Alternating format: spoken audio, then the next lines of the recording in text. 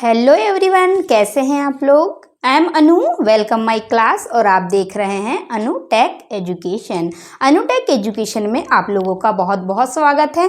मेरे जितने भी व्यूअर्स हैं, मैं उन सभी का, जितने भी मेरे दर्शक हैं जो इतने सपोर्ट के साथ मेरी क्लास को देख रहे हैं, मैं उनका बहुत बहुत स्वागत करती हूँ अपने इस चैनल में। गाइस, हमारे चैनल का नाम है अनु टेक एजुकेशन और यहाँ हम ग्रामर के सारे कॉन्सेप्ट क्लियर करते हैं। ओके, हम लोग टॉपिक वाइज चल रहे हैं। अभी हम लोग चल रहे हैं वॉइस में, और वॉइस में भी किस चीज को कवर कर रहे हैं हम लोग। अभी हमने इससे पहले देख चुका था कि पास्ट इंडेफिनिट टेंस की हम लोगों ने एक्टिव से पैसिव वॉइस बनाया था, है ना। और वो भी बहुत आसान तरीके से। इससे पहले की जो हमारी क्लास हुई थी उसमें हम लोगों ने पास्ट इंडेफिनिट को कंप्लीट कर चुका है। ओके, अब हम लोग क्या करेंगे, इस क्लास में पास्ट कंटिन्यूअस को देखेंगे, इसके बाद हम लोग पास्ट परफेक्ट को देखेंगे, है ना।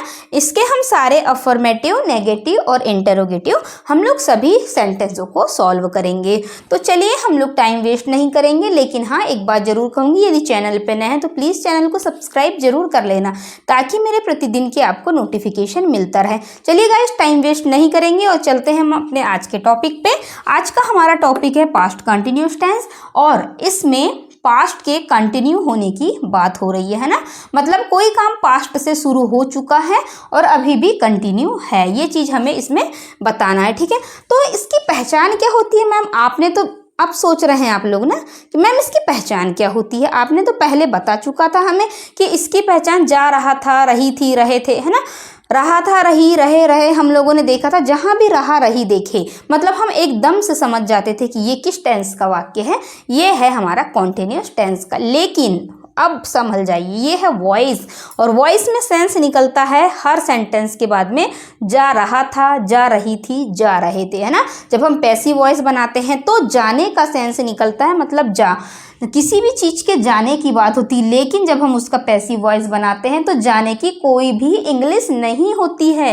यही होती है पैसिव वॉइस की पहचान। तो चलिए देखते हैं आखिर इसका स्ट्रक्चर है क्या अफर्मेटिव सेंटेंस का। अफर्मेटिव सेंटेंस में एक्टिव वॉइस, हम तो ये जानते हैं कि सारे past continuous tense active voice में ही होते हैं, ठीक है ना। हमें इसका स्ट्रक्चर याद रखने की जरूरत बस है कि एक्टिव वॉइस में एक्टिव क्यों है वो, ये भी तो हमें पता रहना चाहिए गाइस। एक्टिव सेंटेंस इसीलिए होते हैं सारे टेंसों के, क्योंकि हर एक सेंटेंस की शुरुआत सब्जेक्ट से होती है, और जितने भी हमारे सब्जेक्ट हैं तो सभी एक्टिव होंगे ना। जैसे आप भी एक्टिव हो, एक्टिव होके मेरी क्लास देख रहे हो, मैं भी अभी यहाँ पे एक्टिव हूँ, तो एक्टिव होकर ही आप लोगों को पढ़ा रही हूँ, है ना। तो जो भी चीज एक्टिव है ना, जिसके द्वारा कुछ हो रहा है ना, आप, मैं, तुम, वे, तो ये सारी चीजें एक्टिव होती हैं। इसीलिए हम लोग सारे टेंसों को एक्टिव वॉइस के अंतर्गत लेते हैं। अब हम इसी चीज को पैसिव वॉइस बनाना है अब हमें, है ना।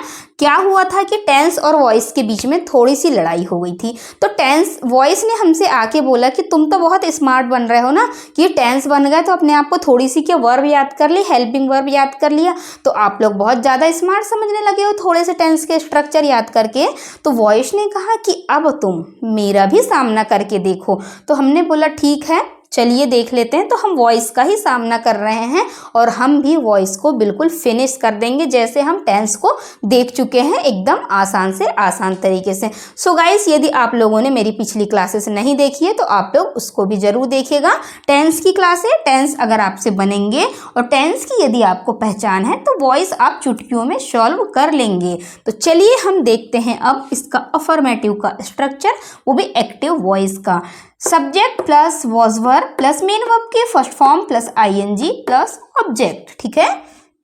ये हुआ हमारे किसका, पास्ट कंटिन्यूअस टेंस का स्ट्रक्चर। ओके, ये हमें याद है, ठीक है। अब हम इसी की पैसिव वॉइस बनाएंगे। तो हम एक फॉर्मूला तो आपको यह भी याद है कि जब भी हम पैसिव वॉइस बनाते हैं तो आगे का पीछे, पीछे का आगे करते हैं, और सभी में मेन वर्ब की थर्ड फॉर्म लगा देते हैं। कॉन्टिन्यूअस है तो बीइंग लगा देते हैं, है ना। परफेक्ट है कोई चीज तो यहाँ पे बीन लगा देते हैं, बीन के साथ थर्ड फॉर्म। और यदि इंडेफिनिट है ना तो हम लोग वॉज वर्ब के साथ में मेन वर्ब की थर्ड फॉर्म लगा दे रहे थे। ओके, लेकिन हर एक कॉन्टिन्यूअस टेंस के साथ आईएनजी लगा होगा ही टेंस में। और जब हम उसकी पैसिव वॉइस बनाएंगे गाइस तो सबसे मेन चीज़ याद रखने वाली है कि बीइंग प्लस मेन वर्ब की थर्ड फॉर्म। हर एक कॉन्टिन्यूअस टेंस की पहचान आईएनजी है, या हम यूँ कहें कि आईएनजी हर एक कॉन्टिन्यूअस टेंस के दिल की धड़कन होती है। जैसे हमारे शरीर में दिल में एक धड़कन होती है, यदि हमारी धड़कन अलग हो गई तो हमारी बॉडी डेड बॉडी में कन्वर्ट हो जाती है। उसी प्रकार कॉन्टिन्यूअस टेंस की भी एक ही दिल की धड़कन होती है और वो है आईएनजी। अगर तुमने यदि आपने आईएनजी को निकाल दिया वहां से तो उस सेंटेंस का कोई सेंस ही नहीं बचेगा। ओके, उसी प्रकार हम देखेंगे जब इसकी पैसिव बनाते हैं तो सिर्फ हमें ये याद रखना है कि पैसिव में बीइंग थर्ड फॉर्म लगाना है हमें। वॉज वर तो इसकी पहचान ही है ना, वॉज वर। और इसी के इंडेफिनिट की क्या थी, हम इसमें भी हमने देखा था इसी के इंडेफिनिट में भी वॉज वर आता था, लेकिन वहाँ बीइंग नहीं आता था, है ना। कॉन्टिन्यूअस टेंस के साथ ही बीइंग का प्रयोग किया जाता है। आई होप आप लोगों को ये चीज़ कंफर्म हो गई होगी। और वॉइस में हर एक वॉइस में हम मेन वर्ब की थर्ड फॉर्म लगाते हैं। ये एक उसका आइडेंटिटी कार्ड है जिसका नाम है वॉइस, इनकी पहचान है। ये एक गले में आइडेंटिटी कार्ड टंगा रहता है मेन वर्ब की थर्ड फॉर्म का। ओके, और वो भी बीइंग के साथ। बस ये दो चीज़ आप लोगों को बहुत अच्छे से याद रखनी है कॉन्टिन्यूअस टेंस में। ओके, तो चलिए अब हम देख लेते हैं इसका एग्जाम्पल कि एग्जाम्पल कैसे बनेंगे। यदि आपको टेंस की पहचान है ना तो आप एग्जाम्पल भी बहुत आसानी से सॉल्व कर सकते हैं, है ना। तो अब आपने देखा आपके पास एकदम से एग्जाम में आ गया एक question, he was writing a letter. तो आपके दिमाग में एकदम से बात आनी चाहिए गाइस कि मैम ने हमें बताया था कि वॉज वर्ब किसकी है, पास्ट टेंस की वर्ब है, लेकिन यहाँ फिर आईएनजी आ गया। तो मैम ने ये भी बताया था कि जब आईएनजी आएगा तो ये पास्ट कंटिन्यूअस टेंस की पहचान होगी। और जब हम इसकी पैसिव बनाते हैं तो मैम ने ये भी बताया था कि आईएनजी है, इसीलिए यहाँ बीइंग और मेन वर्ब की थर्ड फॉर्म लग जाती है। तो हो गया हमारा क्वेश्चन बिल्कुल सॉल्व। और ये भी ट्रिक आपको याद है कि आगे का पीछे, पीछे का आगे, है ना। ये तो हमारी याद करने की ट्रिक है गाइस, है ना। तो देखते हैं सबसे पहले आगे का पीछे, पीछे का आगे कैसे हो रहा है। अ बुक, पीछे वाले को हमने सामने लाया। क्यों लाया, हमारा ये स्ट्रक्चर है। ओके, स्ट्रक्चर देखा हम लोगों ने, object plus was verb plus being plus main verb की third form plus by plus subject. ये हमारा पैसिव वॉइस का स्ट्रक्चर है। ओके, अब हमने देखा ऑब्जेक्ट को हमने सबसे सामने पे लेके आया। ओके, ऑब्जेक्ट क्या है गाइज हमारा, अ बुक। ठीक है, पीछे वाला आगे आया, वॉज वर्ब की जगह हमने वॉज वर्ब लिखा, बीइंग की जगह बीइंग लिखेंगे। ओके, मेन वर्ब की थर्ड फॉर्म, हमारी मेन वर्ब क्या है गाइस, राइट, है ना। और राइट की थर्ड फॉर्म होती है रिटर्न, मेन वर्ब की थर्ड फॉर्म हो गई। अब बाय की जगह बाय, और सब्जेक्ट क्या था हमारा, ही का हो जाएगा हिम। अब हम देखेंगे second example, he was watching the movie, है ना। तो फिर हमें समझ में आ गया कि वॉज वर्ब दिया है, वॉज दिया है, यहाँ आई दिया है, मतलब बीइंग के साथ थर्ड फॉर्म लगेगी। कुछ भी नहीं करेंगे, पीछे वाले को आगे लाएंगे, द मूवी सिंगुलर है इसलिए वॉज लगाएंगे, वॉज के बाद में बीइंग लगाएंगे, बीइंग के बाद थर्ड फॉर्म बाय सभी में आता है और ही का हिम हो जाएगा। ओके, फिर बात आती है हमारी अगले सेंटेंस की कि सुरुचि वॉज सिंगिंग अ सॉन्ग। ठीक है, तो हमने फिर वही काम किया पुराना, अ सॉन्ग सामने आ गया हमारा क्योंकि हम पीछे वाले को सामने ला रहे हैं। क्योंकि अ सॉन्ग सिंगुलर है इसलिए हमने वॉज का प्रयोग किया। और हमें पता है कि ये वॉज सिंगिंग है, मतलब ये कॉन्टिन्यूअस टेंस का है, तो हम वॉज के साथ में बीइंग के साथ हम क्या लगाएंगे गाइस, थर्ड फॉर्म का प्रयोग करेंगे, है ना। तो यहाँ पे सिंग की थर्ड फॉर्म हो जाएगी संग बाय सुरुचि। सब्जेक्ट हमारा सुरुचि था, सुरुचि, इसलिए यहाँ पे सुरुचि आ गया, है ना। सब्जेक्ट सुरुचि था इसीलिए हमने यहाँ पे भी सुरुचि को लिख दिया। ओके, तो आई होप आप लोगों को समझ में आया होगा वॉइस के कॉन्सेप्ट, है ना। ऐसा जरूरी नहीं है कि यहाँ सभी में वॉज ही वॉज आएगा, है ना। यदि यहाँ पे आप लोगों को यू दे देता है सेंटेंस में, ओके, तो यू है तो उस कंडीशन में यहाँ वर लग जाएगा, है ना। उसी प्रकार यदि यहाँ पे दे हैं तो दे के साथ भी आप लोग वर का प्रयोग करेंगे, वॉज का नहीं करेंगे गाइस, क्योंकि ये प्लूरल सब्जेक्ट है और प्लूरल के साथ हम लोग हमेशा प्लूरल वर्ब को ही सेलेक्ट करते हैं। हमें पता है ना एसएसपीपी का concept, singular subject singular verb, plural subject plural verb.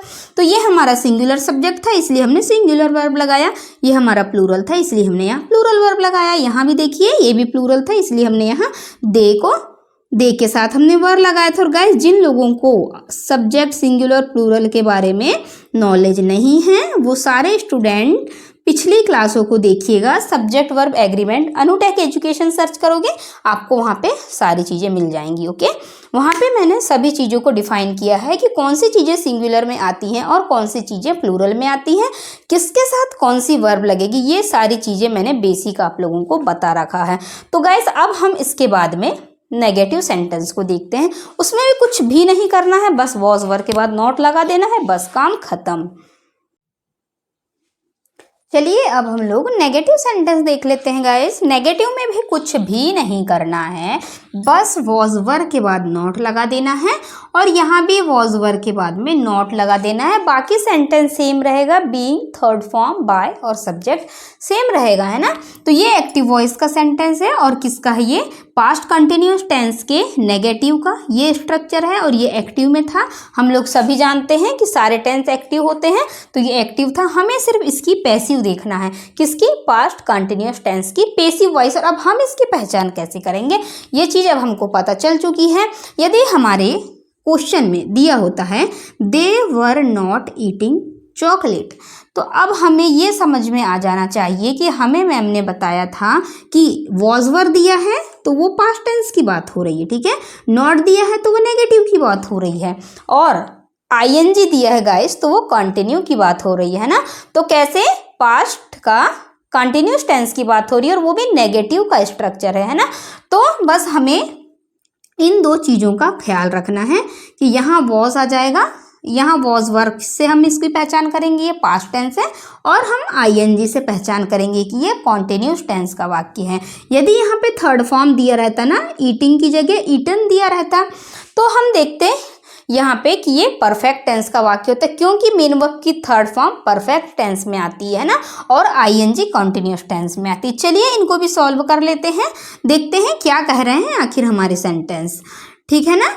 तो अब हमने देख लिया यहाँ पे वर्ब क्यों आया। अभी तक आप बोल रहे थे मैम आप ना सिर्फ सिंगुलर सब्जेक्ट वाले बताते हैं, प्लूरल सब्जेक्ट वाले नहीं बताते, इसीलिए मैंने सोचा चलो अब आप लोगों को प्लूरल वाले भी बता दूं ताकि आपके सारे कॉन्सेप्ट क्लियर हो जाएंगे। ओके, तो इसीलिए मैं अब प्लूरल ही वर्ब लेके आई हूँ और प्लूरल सब्जेक्ट लेके आई हूँ ताकि आपका डाउट क्लियर हो जाएगा, ऐसा ना।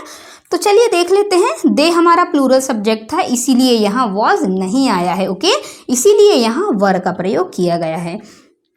अब हम बात करेंगे कि वॉइस में हम क्या करते हैं, वही हमारा पुराना रूल्स कि पीछे वाला आगे, आगे वाला पीछे। ओके, मेन वर्ब की थर्ड फॉर्म यदि कंटिन्यूस है तो बीइंग और थर्ड फॉर्म लगाना है, बस नेगेटिव है तो नॉट लगाना है। चलिए सॉल्व कर लेते हैं, बहुत आसान सा कॉन्सेप्ट है ये भी।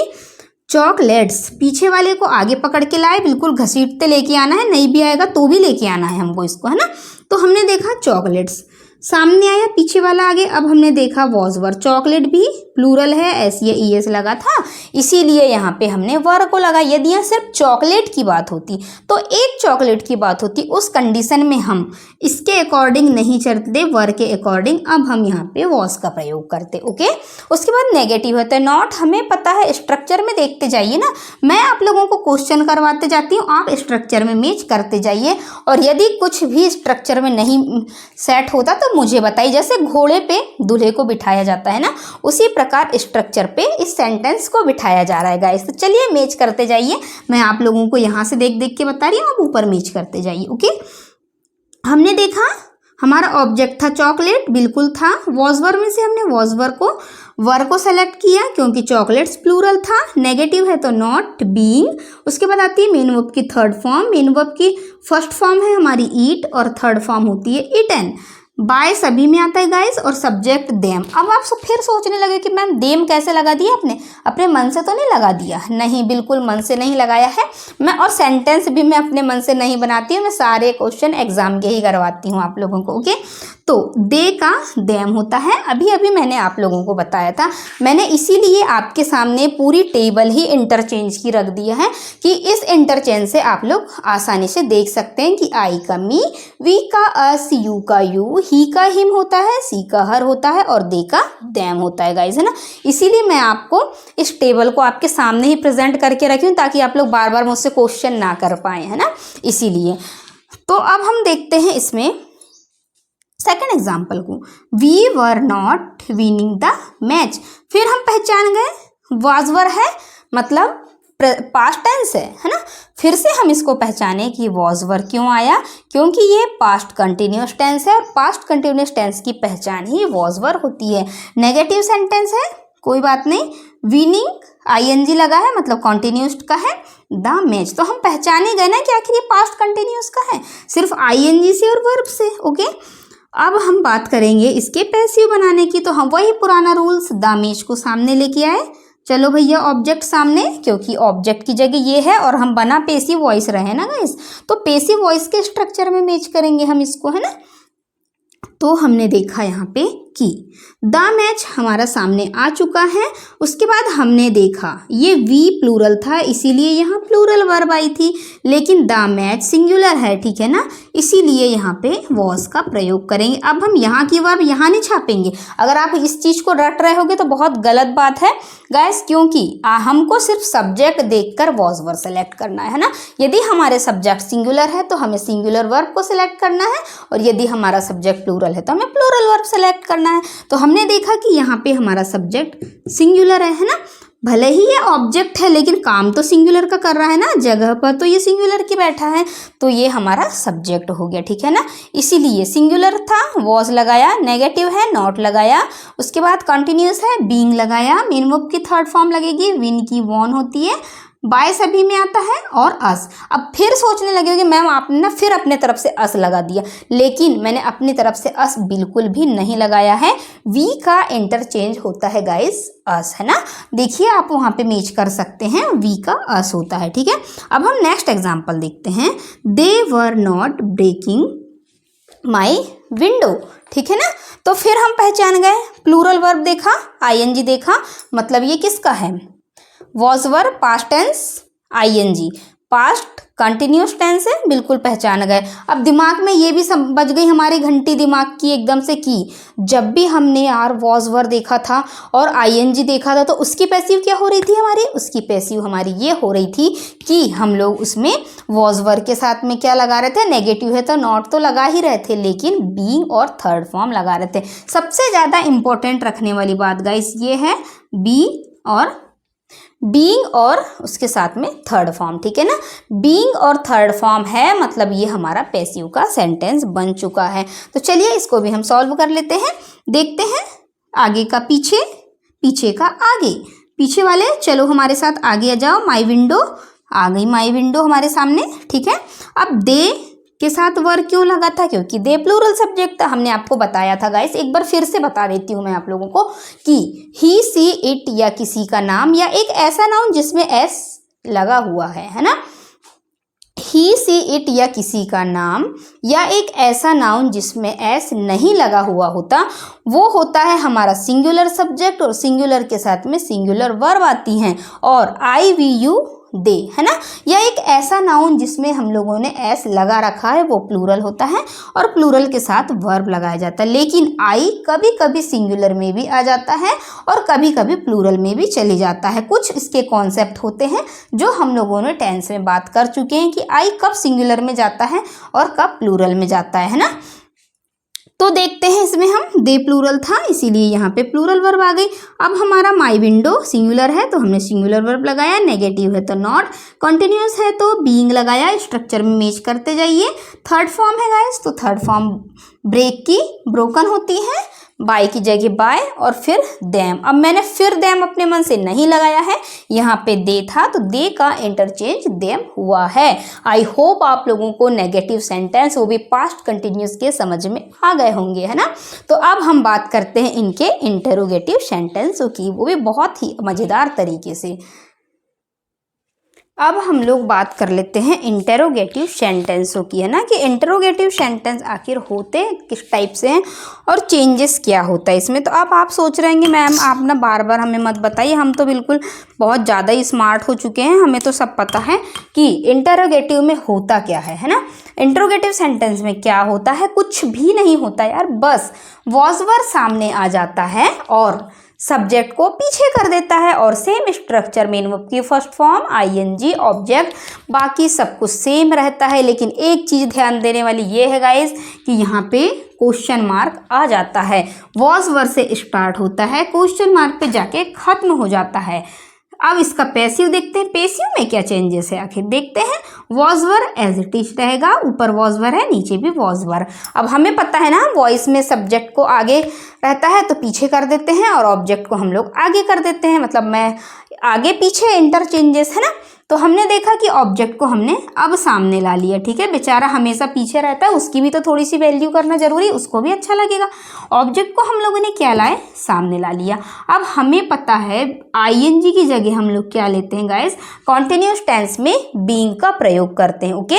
और वॉइस है, हम लोग एक्चुअली पैसिव वॉइस बना रहे हैं और पैसिव वॉइस का तो एक आइडेंटिटी कार्ड ही होता है। देखिए मेन वर्ब की थर्ड फॉर्म वॉइस इनकी पहचान है। सो हम लोग इसमें मेन वर्ब की थर्ड फॉर्म लगाएंगे, बाई सभी में आता है, सब्जेक्ट लास्ट में आएगा और सब्जेक्ट के बाद क्वेश्चन मार्क भी आएगा, इसको मत भूलिएगा।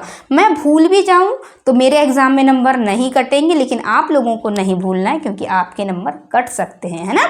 तो चलिए अब हम लोग इसके कुछ क्वेश्चंस देख लेते हैं। देखिए हमने was he writing a book, ठीक है ना। अब हम पहचानना है हमें, फिर हमारे दिमाग की लाइट बंद हो चुकी है। वैसे भी इंग्लिश पढ़ने में अधिकांश स्टूडेंटों की लाइट बंद ही हो जाती है माइंड की, है ना, ऐसा जनरली होता है क्योंकि इंग्लिश हर किसी को समझ में नहीं आती क्योंकि ये हमारी मातृभाषा ही नहीं है गाइस, है ना, इसीलिए। तो हमने देखा जैसे यहाँ पे कि यार वॉज वर तो आया है, बिल्कुल आया है, आईएनजी भी आया है, बिल्कुल आया है, तो क्यों ना हो सकता है, हो ना हो, ये पास्ट कंटिन्यूस का ही सेंटेंस है। तो हाँ है ना, दिमाग में आया थोड़ा सा कि हमने अनुटेक एजुकेशन में अनु मैम की क्लास में देखा था ये सब, ओके। तो आपको समझ में आया। अब आपको फिर ये भी थोड़ी देर बाद याद आएगा कि इसमें ना आईएनजी वाले सेंटेंस में ना बीइंग आता था और बीइंग के साथ ना पैसिव वॉइस में थर्ड फॉर्म लगाते थे। तो चलिए लगा लेते हैं, ऐसा ही कॉन्सेप्ट था, बिल्कुल सही था। और आगे होगा क्या कि आगे वाला पीछे, पीछे वाला आगे, बस इतना सा कॉन्सेप्ट याद रखना है। चलिए अब हम पीछे वाले को आगे कैसे लाएंगे, लेकिन संभल के, वॉज वर पहले हैं, है ना, ये हमारे गेट कीपर की तरह काम कर रहे हैं कि वॉज वर पहले हैं, तो अब हमें यहाँ पे वॉज वर को भी लेना पड़ेगा, ठीक है। तो अब हमने यहाँ पे वॉज इसीलिए था क्योंकि ही सिंगुलर था गाइज, इसीलिए हमने यहाँ वॉज लिखा था। अब हम क्या करेंगे, हमारा ऑब्जेक्ट देखेंगे, अ बुक, हमारा ऑब्जेक्ट भी तो सिंगुलर ही है ना। तो जब हमारा ऑब्जेक्ट सिंगुलर है तो हम यहाँ पे फिर से वॉज सेलेक्ट कर लेंगे, वॉज अ बुक, ठीक है, क्योंकि आईएनजी वाला है हमारा ऑब्जेक्ट में। देखिए यहाँ पे हम लोग क्या करेंगे, वॉज, हमारा ऑब्जेक्ट क्या था, अ बुक, ये है हमारा ऑब्जेक्ट, है ना। और ये है हमारे बीइंग, बीइंग तो हमें लगाना ही था ना। मेन वर्ब की थर्ड फॉर्म रिटर्न, राइट की रिटर्न होती है, ठीक है। बाय की जगह बाय और हिम, हिम फिर ही का हिम हो जाएगा, हम अपनी तरफ से तो नहीं लगा रहे हैं, ओके। तो आप लोगों को पता होगा शायद कि ये हमारा सब्जेक्ट होता है ना, ही हमारा सब्जेक्ट है, ओके। बुक हमारा ऑब्जेक्ट है और जो हमारी वर्ब है ना, मेन वर्ब, वो है राइट करने की, मतलब लिखने की, है ना। हमारे द्वारा जो भी कार्य किए जाते हैं वो सारे वर्ब में आते हैं। और वर्ब कौन सी, मेन वर्ब, है ना।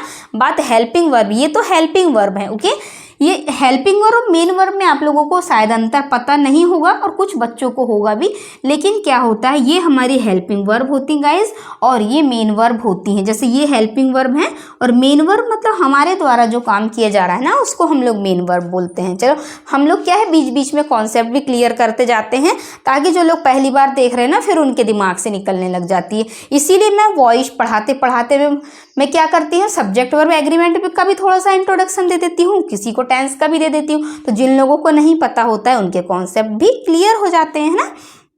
देखते हैं नेक्स्ट क्वेश्चन, वर दे ईटिंग चॉकलेट, ठीक है ना। अब आप फिर से स्ट्रक्चर मिलाना, आपका काम है पैसिव वॉइस का स्ट्रक्चर मिलाना, मैं सिर्फ क्वेश्चन बताऊंगी आप लोगों को, ओके। तो अब हमने देखा यहाँ कि अब यहाँ वर क्यों लिखा है, क्योंकि हमारा सब्जेक्ट दे है और दे प्लूरल है, इसीलिए यहाँ पे वर आया है, ओके। अब हमने देखा दे वर ईटिंग चॉकलेट्स, तो हमको पता है ना वही पुराना लॉजिक अपना कि पीछे वाला आगे, पीछे वाले को आगे लाओ, चलो आगे जल्दी आ जाओ तुम, चॉकलेट्स। लेकिन संभल के, गेट कीपर सामने है, चॉकलेट्स तुम तो प्लूरल हो तो तुम्हारे साथ भी प्लूरल ही वर्ब आएगी। यदि यहाँ चॉकलेट अकेला होता तो यहाँ पे वॉज आ जाता, ठीक है, लेकिन चॉकलेट्स है इसीलिए यहाँ पे वर आया, ओके, ठीक है, हमें तो ये पता है। अब हम बोलेंगे बीइंग, ठीक है, बीइंग आ गए तुम भी अपनी जगह। मेन वर्ब की थर्ड फॉर्म, ईट की थर्ड फॉर्म होती है ईटन, ईटन तुम भी आ गए अपनी जगह पे। बाय, तुम तो आओगे ही हमेशा, तुम कहाँ जाओगे, क्योंकि तुम पेसिव वॉइस से हमारा सामना करवा रहे हो ना, इसीलिए।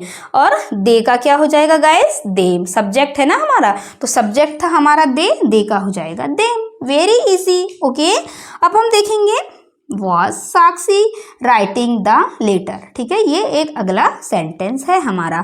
अब हमने देखा सिंगुलर क्यों है, ये साक्षी था इसलिए यहाँ पे was आया। ओके, फिर हमने देखा पीछे वाला आगे द लेटर की वजह से यहाँ पे सिंगुलर आया है ना।